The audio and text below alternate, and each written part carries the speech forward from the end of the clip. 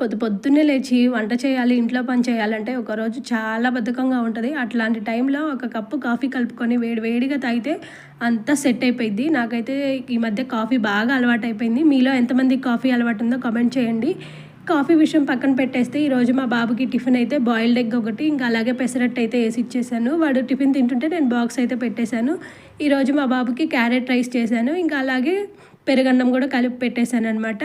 ఇంకా morning fruit తినడానికి snacks అయితేనేమో ఫ్రూట్ పెట్టేశాను. పపాయనే కావాలి మమ్మీ అంటే పపాయ పీసెస్ కట్ చేసి పెట్టాను. ఈవినింగ్ స్నాక్స్ ఏమో ఇంకా మొన్న సంక్రాంతికి మా అత్తయ్య పంపించిన చెక్కలుంటే పెట్టేశాను. మరి మీరు సంక్రాంతికి చేసుకున్న అప్పలు, అప్పిచ్చలు, ఇంకా పాష్గా మాట్లాడితే పిండి వంటలు ఉన్నాయో లేదో కామెంట్ చేయండి.